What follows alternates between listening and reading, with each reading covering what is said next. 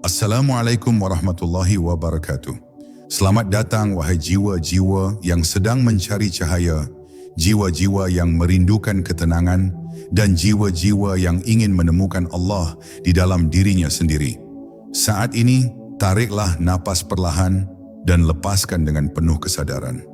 Biarkan hatimu tenang, biarkan pikiranmu melebur, dan bukalah ruang di dalam dirimu untuk cahaya ilahi masuk. Ingatlah, setiap detik hidupmu adalah panggilan dari Allah. Setiap helaan napas adalah zikir yang tersembunyi. Dan setiap perjalanan sesungguhnya hanya menuju satu titik, kembali kepadanya. Malam ini, mari kita renungkan bersama makna terdalam dari perjalanan jiwa. Sebelum kita melangkah lebih jauh, aku ingin mengajakmu untuk hadir sepenuhnya. Tulis di kolom komentar apa yang paling sering membuat hatimu resah, karena bisa jadi dari keresahan itulah Allah ingin menyingkap tabirnya. Jangan lupa juga untuk menekan tombol like agar lebih banyak saudara kita yang mendapat cahaya dari kajian ini. Dan tekan subscribe bila engkau ingin terus bersama dalam perjalanan makrifat ini. Mari kita mulai dengan hati yang ikhlas dan jiwa yang penuh kerinduan kepadanya. Bab 1. Pintu rahasia dalam jiwa. Di dalam dirimu tersembunyi sebuah pintu yang tidak pernah kau lihat dengan mata, tidak pernah bisa kau sentuh dengan tangan, namun keberadaannya lebih nyata daripada apapun yang kau anggap nyata. Pintu ini bukan terbuat dari kayu, besi, atau batu, melainkan terbuat dari kesadaran yang terlupakan. Ia terkunci rapat oleh lapisan pikiran, kebiasaan, dan kebisingan dunia yang menutupi jiwamu dari cahaya. Namun ada saat-saat tertentu ketika engkau hening sejenak, ketika dunia luar tiba-tiba terasa asing, di sanalah engkau dapat merasakan bahwa pintu itu ada, menunggu untuk diketuk. Pertanyaannya, apakah engkau cukup berani untuk mengetuknya? Atau engkau akan terus mengalihkan pandangan, berpura-pura tidak tahu bahwa ada sesuatu yang lebih besar menantimu di balik keheningan itu? Banyak manusia menghabiskan hidupnya untuk mencari Allah di luar dirinya. Ada yang mencari di langit, ada yang mencari di kitab, ada yang mencari pada simbol dan ritual yang mereka lakukan berulang kali. Namun semakin mereka mencari keluar, semakin mereka merasa Allah itu jauh, seakan hanya menjadi bayangan yang sulit digapai. Padahal para arif telah berpesan, barang siapa mengenal dirinya, maka ia akan mengenal Tuhannya. Kata-kata ini bukan sekadar nasihat manis, melainkan sebuah petunjuk yang mengguncang, bahwa hakikat Allah dapat ditemukan dalam kedalaman dirimu sendiri, bukan pada hiruk-pikuk luar. Ironisnya, banyak yang mengulang kalimat itu, namun tidak ada yang benar-benar menyelam ke dalam makna terdalamnya. Mungkin karena mereka takut pada apa yang akan mereka temukan, atau karena mereka tahu kebenaran itu akan meruntuhkan semua ilusi yang selama ini mereka pegang. Jiwamu sebenarnya adalah sebuah cermin. Namun bayangkan sebuah cermin yang sudah lama tidak dibersihkan. Debu, noda, dan goresan menutupi pantulan aslinya. Itulah keadaan jiwa yang larut dalam nafsu, keserakahan, dan kebencian. Cahaya Allah selalu ada, selalu ingin terpantul ke dalam kesadaranmu. Tetapi pantulan itu kabur karena kotoran dunia yang menutupinya. Maka, tugasmu bukan mencari cahaya kemana-mana, melainkan membersihkan cermin batinmu. Dengan setiap helaan zikir, setiap tetes air mata taubat, setiap saat engkau menolak bisikan nafsu, sedikit demi sedikit debu itu terhapus. Dan tiba-tiba, suatu hari cermin itu jernih kembali. Pada saat itulah engkau akan terkejut melihat sesuatu yang tak pernah kau bayangkan, bahwa Allah selama ini ada di dalam dirimu, menatapmu melalui cermin jiwamu sendiri. Ada sebuah rahasia besar yang jarang disadari manusia. Allah lebih dekat dari apapun, bahkan lebih dekat dari urat lehermu. Namun, mengapa terasa jauh?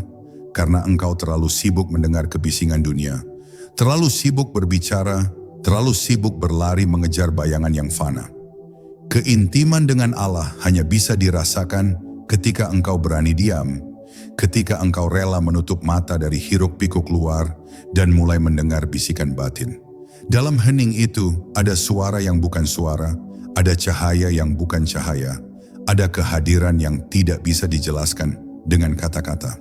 Dan ketika engkau merasakannya, seluruh hidupmu akan berubah.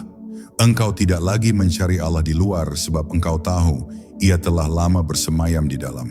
Maka kini sebuah pertanyaan menggetarkan harus kau jawab.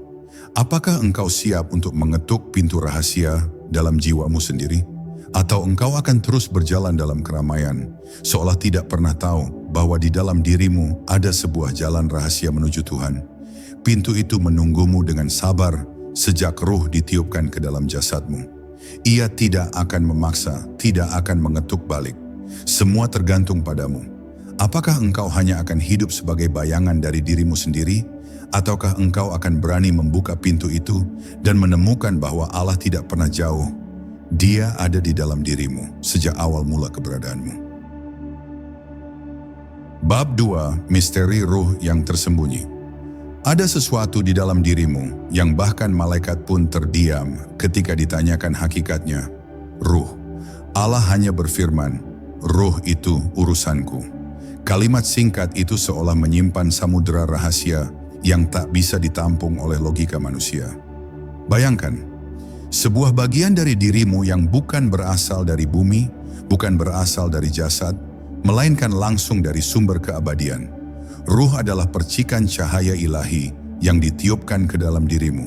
Dan itu berarti di dalam keberadaanmu ada sesuatu yang tak bisa mati, tak bisa lenyap, tak bisa dirusak waktu. Jika benar demikian, mengapa banyak manusia justru mengabaikan ruhnya seakan-akan ia tidak pernah ada? Manusia terlalu sering memuja tubuh.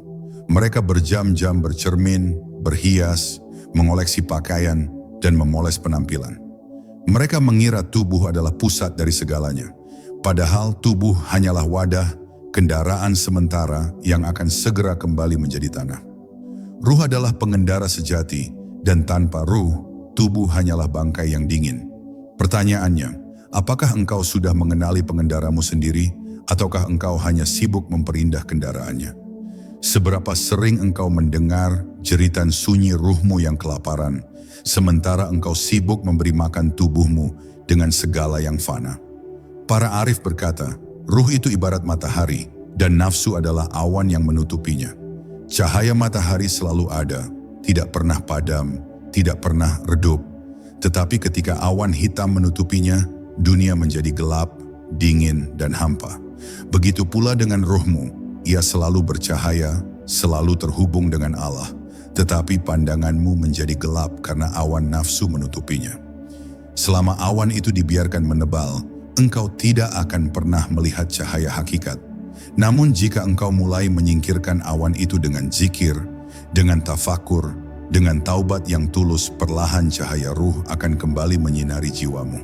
Dan ketika itu terjadi, engkau akan tersadar bahwa selama ini Allah tidak pernah jauh. Engkaulah yang menutup pandanganmu sendiri. Ruh berbicara dengan bahasa yang berbeda dari akal. Akal bertanya, ruh bersaksi. Akal mencari bukti, ruh merasakan kehadiran. Akal penuh debat, ruh penuh diam. Itulah sebabnya makrifat tidak bisa ditemukan hanya melalui buku, dalil, atau perdebatan panjang. Ia hanya bisa ditemukan dengan mendengarkan ruhmu sendiri, dengan merasakan kehadiran Allah dalam dirimu. Orang yang hatinya tersingkap akan menangis hanya dengan mendengar namanya. Sementara orang yang hanya mengandalkan logika akan tetap kering meski membaca ribuan kitab. Ruh tidak butuh teori, ia hanya butuh disentuh oleh cahaya. Maka jangan abaikan bisikan halus ruhmu. Ia mungkin terdengar samar, seperti suara yang datang dari kejauhan, namun sesungguhnya ia adalah panggilan dari Allah. Panggilan untuk kembali, untuk pulang ke asalmu, untuk mengenali siapa dirimu yang sejati. Pertanyaannya, apakah engkau masih tegak membungkam panggilan itu dengan kesibukan dunia? Atau apakah engkau berani diam, menutup semua suara luar, dan mulai mendengar pesan rahasia yang Allah titipkan di dalam ruhmu sendiri? Bab 3. Nafsu, tirai yang menutup cahaya. Setiap manusia lahir dengan sebuah tirai yang menutupi pandangan batinnya, tirai nafsu. Nafsu bukan sekadar keinginan sederhana, tetapi sebuah kekuatan halus yang mampu membutakan mata hati. Ia bisa membuatmu mengejar sesuatu seolah-olah itu satu-satunya kebahagiaan, padahal di baliknya hanyalah kehampaan. Nafsu bisa menjeratmu pada dunia yang fana, membuatmu gelisah tanpa henti, seakan tidak ada sesuatu pun yang bisa benar-benar memuaskanmu. Engkau mungkin berhasil meraih apa yang engkau inginkan, tetapi tetap merasa kosong. Itulah tanda bahwa tirai nafsu sedang menutupi cahayamu sendiri. Bayangkan seekor burung yang diciptakan untuk terbang tinggi menembus langit, namun ia rela ditambatkan dengan seutas tali tipis di tanah. Sayapnya kuat, namun ia tetap berjalan di bumi, tidak pernah berani mengepakkan sayapnya karena tali itu mengikatnya. Begitulah manusia yang dikuasai nafsu. Padahal dalam jiwanya ada sayap rohani yang mampu membawanya ke langit makrifat, mendekat kepada Allah. Tetapi selama ia tidak berani memutuskan tali itu, ia akan terus menjadi tawanan dunia. Pertanyaannya, apakah engkau sadar bahwa tali itu masih mengikatmu, ataukah engkau sudah terlalu nyaman menjadi tawanan? Para sufi tidak pernah menyuruh manusia membunuh nafsunya. Sebab nafsu adalah bagian dari dirimu, ia diciptakan untuk diuji, bukan untuk dimusnahkan.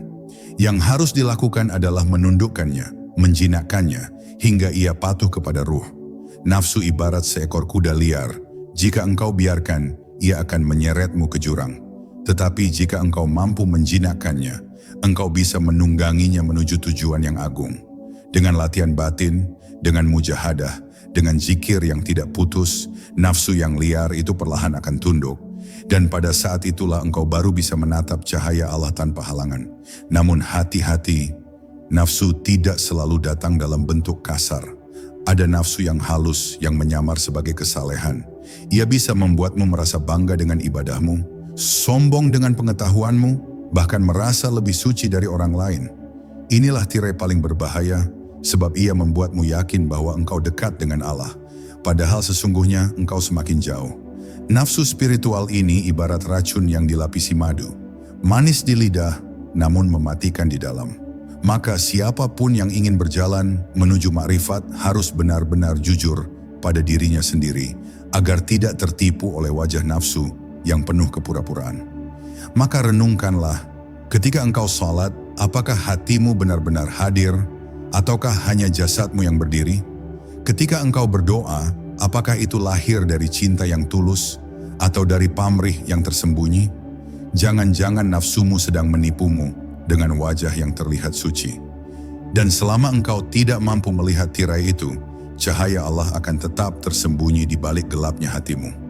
Maka, keberanian sejati bukanlah berperang melawan dunia luar, melainkan berperang melawan tirai nafsu dalam dirimu sendiri. Bab 4. Keheningan, bahasa rahasia jiwa. Ada sesuatu yang sering manusia lupakan, bahwa Allah lebih mudah ditemukan dalam keheningan daripada dalam kebisingan. Dunia modern mengajarkan kita untuk selalu bergerak, selalu berbicara, selalu mendengar ribuan suara sekaligus. Namun semakin ramai dunia, semakin sunyi jiwa kita. Padahal justru dalam kesunyianlah rahasia terbesar terbuka. Keheningan bukan sekadar diam tanpa suara, ia adalah bahasa rahasia yang dipahami oleh ruh, sebuah jalan tersembunyi untuk berjumpa dengan Allah dalam kedalaman yang tak bisa dijelaskan. Pertanyaannya, kapan terakhir kali engkau benar-benar berani diam hingga hanya suara hatimu yang terdengar? Dalam keheningan, engkau akan merasakan sesuatu yang sering kau hindari, dirimu sendiri. Banyak orang takut dengan diam karena dalam diam mereka harus berhadapan dengan pikirannya yang kacau, dengan luka batin yang belum sembuh, dengan bayangan dosa yang belum ditebus. Namun, justru itulah pintu masuk menuju Allah. Sebab selama engkau lari dari dirimu sendiri, engkau juga akan lari dari Tuhanmu. Allah bersemayam dalam kedalaman hati yang sunyi, bukan dalam riuh rendah kesibukan yang penuh topeng. Maka, beranilah menghadapi keheningan itu, meski awalnya menakutkan, sebab di sanalah engkau akan menemukan cahaya yang selama ini engkau cari.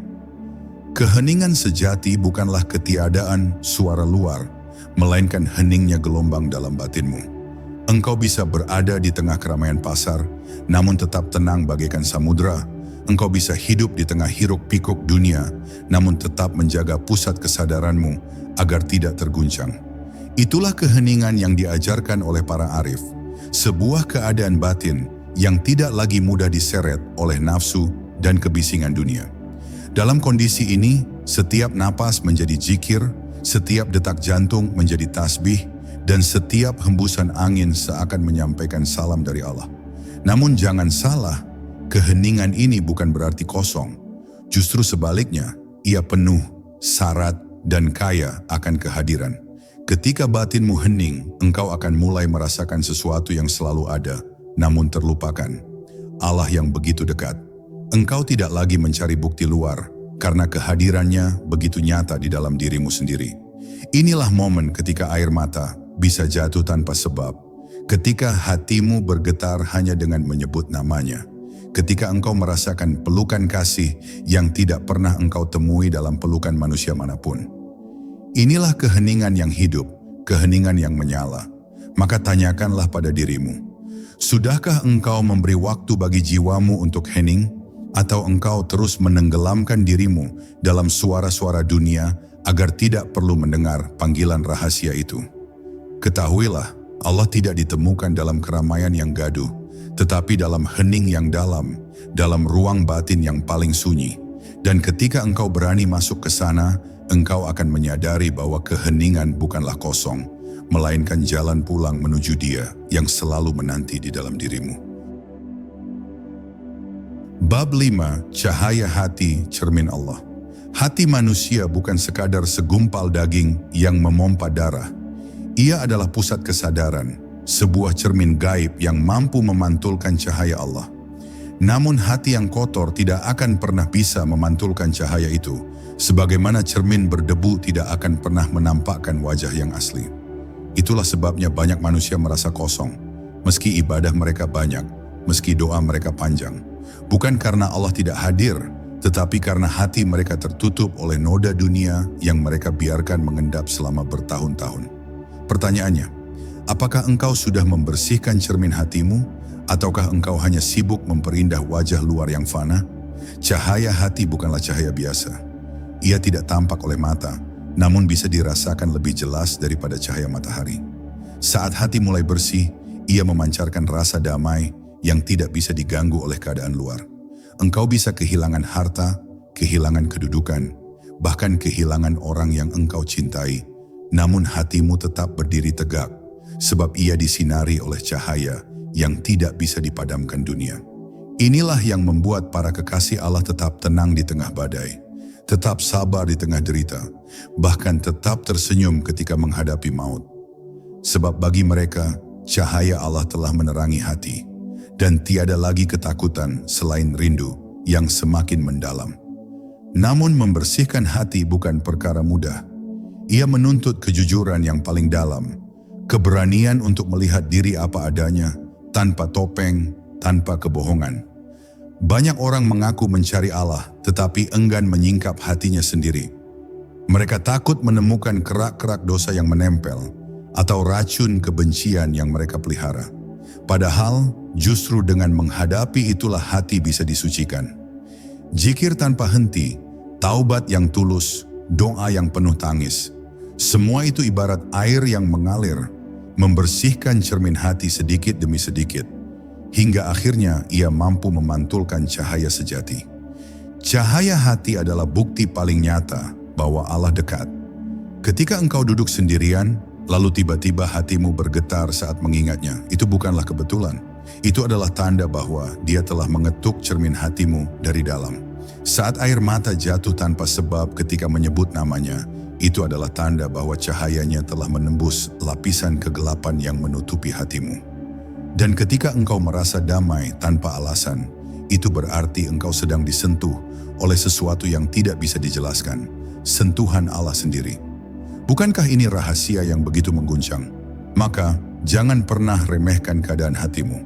Ia bisa menjadi cermin yang menampakkan Allah, atau bisa menjadi tembok yang menghalangimu darinya.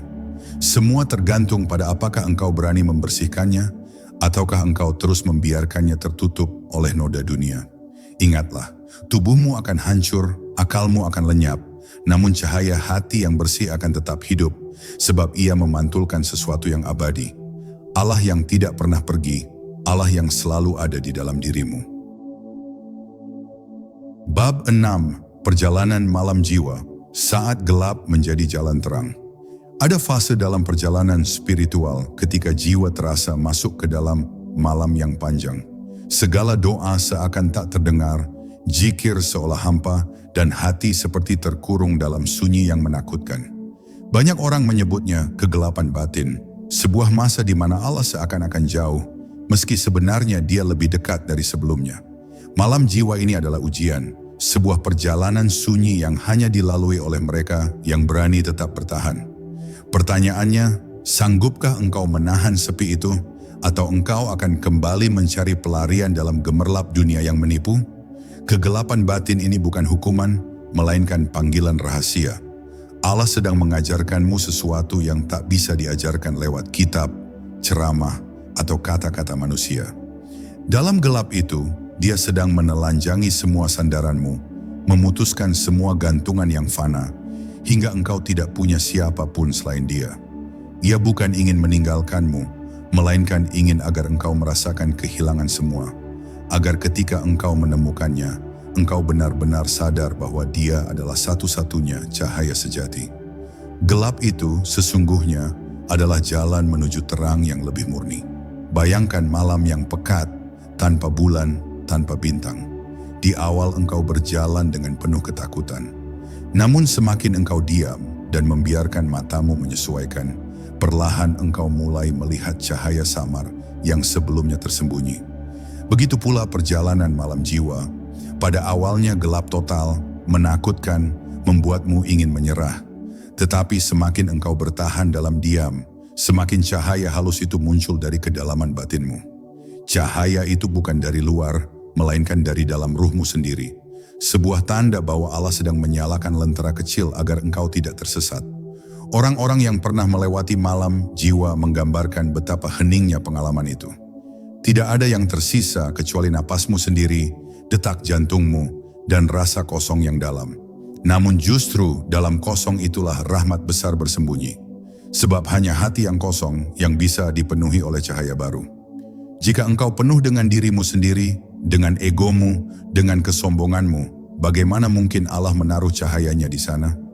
Maka jangan takut pada kegelapan itu. Ia hanyalah ruang yang sedang disiapkan, sebuah wadah yang sedang dikosongkan, agar bisa dipenuhi oleh sesuatu yang jauh lebih suci. Maka renungkanlah, apakah engkau berani melewati malam jiwamu sendiri? Ataukah engkau memilih untuk terus lari dari kegelapan, mengisi sepi dengan suara-suara semu, agar tidak perlu berhadapan dengan hatimu? Ketahuilah, mereka yang bertahan dalam gelap akan melihat cahaya yang tak pernah pudar, sementara mereka yang lari darinya akan tetap terjebak dalam lingkaran ilusi. Malam jiwa bukan akhir perjalanan, melainkan pintu menuju fajar hakikat. Dan ketika cahaya itu akhirnya terbit dalam hatimu, engkau akan tahu bahwa semua gelap yang engkau lalui hanyalah jalan rahasia menuju Allah yang abadi. Bab 7. Rahasia Zikir, ketukan halus di pintu Allah. Zikir bukan sekadar melafalkan kalimat suci dengan bibir. Ia adalah bahasa ruh, ketukan halus pada pintu Allah, panggilan batin yang hanya bisa didengar oleh jiwa yang terjaga. Banyak orang berzikir, tetapi hanya sedikit yang benar-benar merasakan getarannya. Ada yang mengulang ribuan kali, namun hatinya tetap beku. Ada yang sekadar melafazkan, namun tidak membiarkan kalimat itu menyusup ke dalam inti jiwa. Padahal, zikir sejati bukanlah jumlah, melainkan kedalaman. Satu kali menyebut namanya dengan hati yang hadir lebih berharga daripada 1000 kali lafaz yang kosong. Pertanyaannya, apakah zikirmu sudah menjadi nyanyian ruh atau masih sekadar suara bibir? Bayangkan ketika engkau mengetuk sebuah pintu, lalu tidak ada jawaban. Sebagian orang akan berhenti, kecewa, lalu pergi. Namun ada yang terus mengetuk dengan sabar, dengan keyakinan bahwa pintu itu akan terbuka pada waktunya. Zikir sejati seperti itu. Mungkin pada awalnya engkau merasa seolah tidak ada jawaban, seolah Allah tidak mendengar. Namun setiap ketukan sebenarnya mendekatkanmu pada saat pintu itu terbuka. Zikir adalah bukti kesetiaanmu, bukti cintamu, bukti bahwa engkau tidak akan berhenti memanggil, meski dunia berkata sia-sia. Dan ketika Allah akhirnya membuka pintunya, seluruh hidupmu akan berubah. Zikir bukan hanya tentang menyebut nama Allah, tetapi juga tentang mengosongkan hati dari selainnya. Setiap kali engkau menyebut Allah, engkau sedang mengikis satu lapisan debu dunia dari cermin hatimu. Setiap subhanallah adalah sapuan lembut yang membersihkan noda kesombongan. Setiap alhamdulillah adalah cahaya yang menyingkirkan kegelapan, keluh kesah. Dan setiap Allahu Akbar adalah ketukan yang menghancurkan berhala kecil yang engkau sembunyikan dalam jiwamu. Maka jangan heran jika para sufi mampu menangis hanya dengan satu lafaz Allah, sebab mereka tidak lagi mendengarnya dengan telinga, tetapi dengan ruh yang bergetar. Ada rahasia lain, zikir sejati tidak berhenti di lisan, bahkan tidak berhenti di hati. Pada tahap tertentu, zikir menjadi nafas itu sendiri.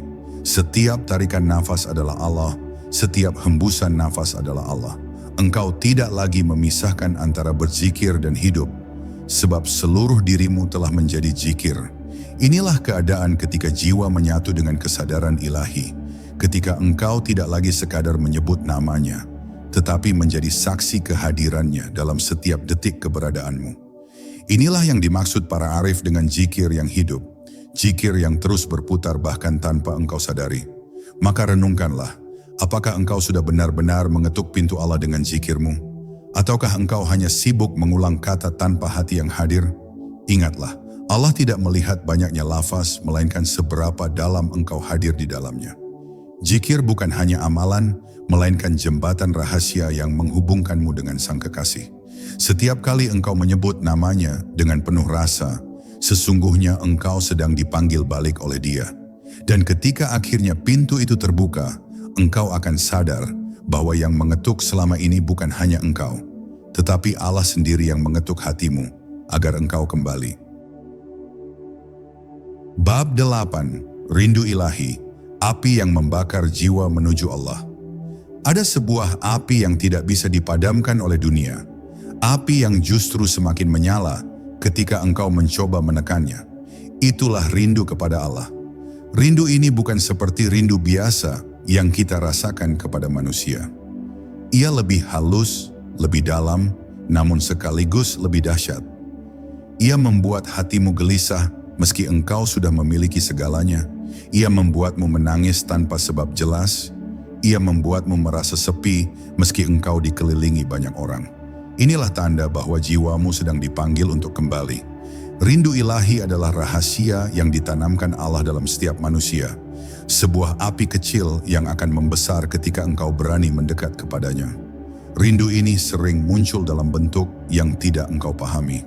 Ada kalanya engkau melihat langit malam dan tiba-tiba hatimu terasa kosong, seakan ada sesuatu yang hilang.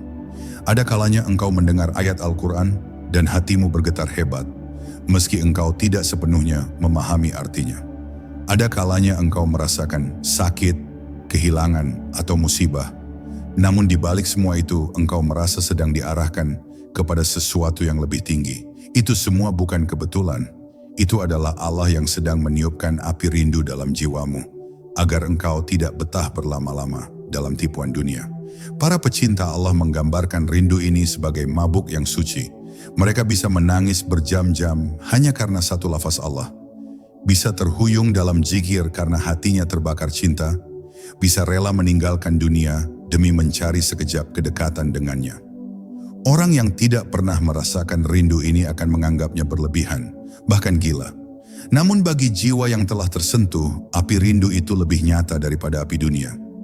Ia membakar segala nafsu, segala ambisi, segala kebanggaan, hingga yang tersisa hanyalah kerinduan murni kepada Dia yang abadi. Rindu ilahi adalah ujian sekaligus anugerah. Ia membuatmu gelisah, tetapi kegelisahan itu justru yang membawamu mendekat.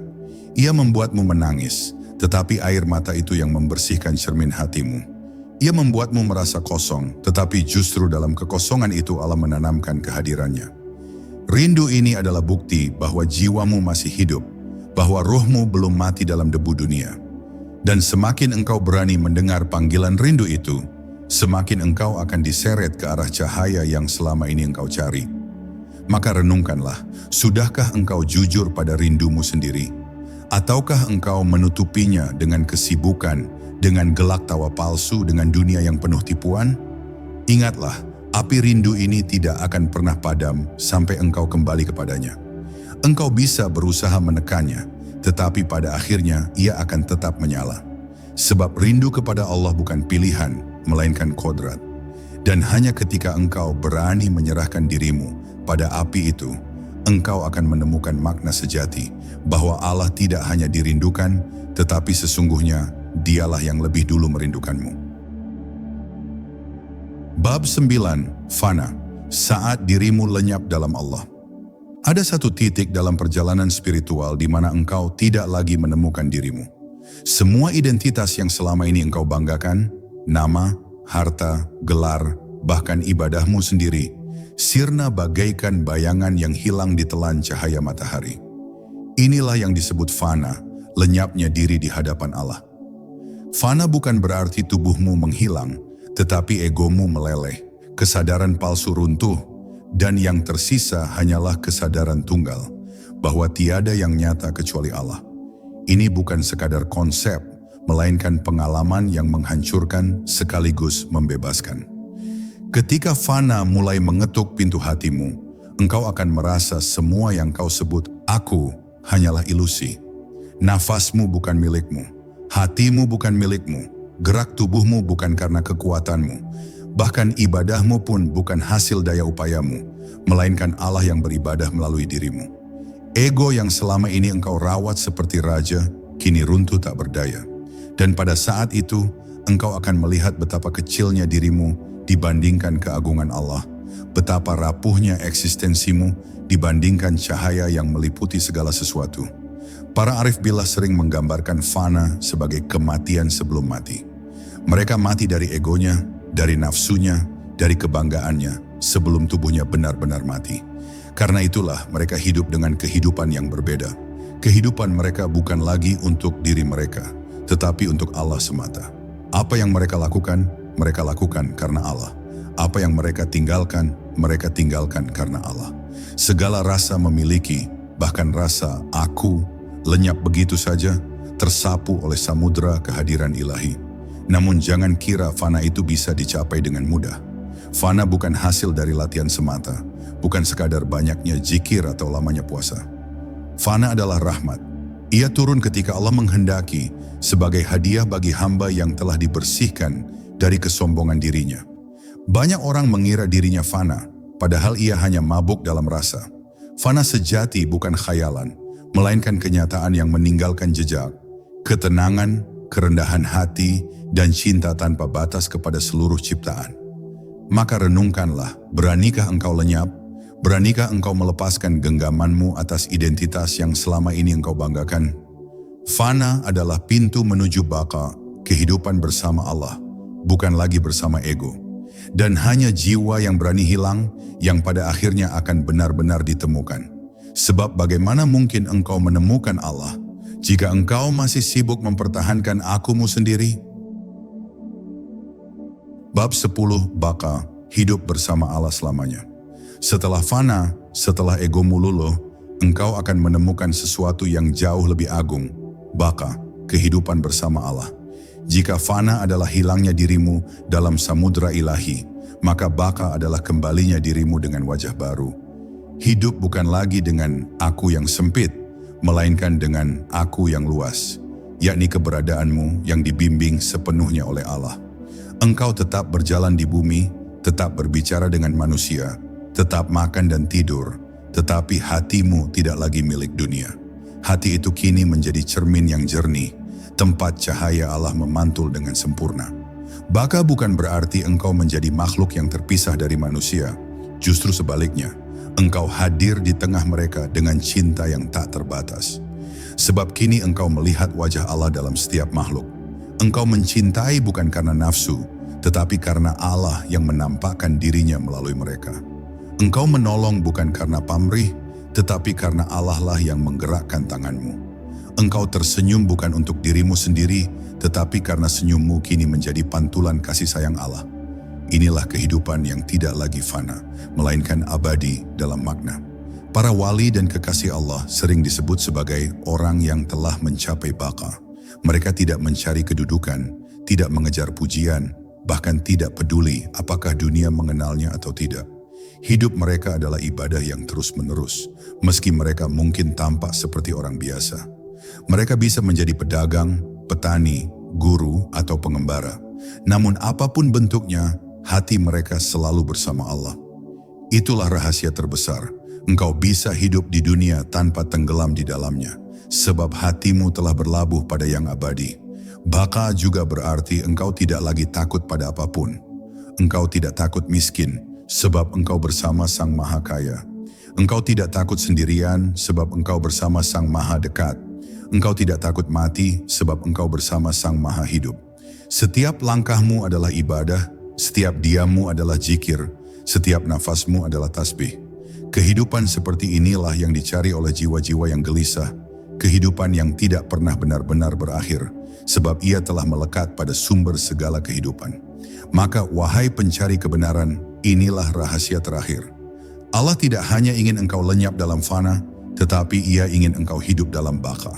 Hidup sebagai hamba yang sadar, hidup dengan cahaya yang tidak pernah padam, hidup bersama Allah yang selalu ada di dalam dan di luar dirimu. Inilah puncak dari perjalanan makrifat. Bukan hanya mengenal Allah, tetapi hidup bersamanya selamanya. Dan ketika engkau sampai di sini, engkau akan tersenyum, karena ternyata perjalanan panjangmu bukan menuju sesuatu di luar, melainkan kembali ke rumah yang sejak awal sudah ada, Allah di dalam dirimu. Saudara-saudara yang dirahmati Allah, perjalanan makrifat bukanlah akhir, melainkan awal dari hidup yang sejati. Ingatlah, Allah tidak pernah jauh. Dia selalu ada dalam setiap nafasmu, dalam setiap getar hatimu. Jika engkau merasa tersentuh dengan renungan ini, tinggalkan jejakmu di kolom komentar dengan satu kalimat, "Aku rindu Allah." Biarlah itu menjadi doa bersama yang naik ke langit. Jangan lupa untuk menyebarkan cahaya ini kepada yang lain dengan cara membagikan video ini. Semoga kita dipertemukan kembali dalam renungan berikutnya. Wassalamualaikum warahmatullahi wabarakatuh.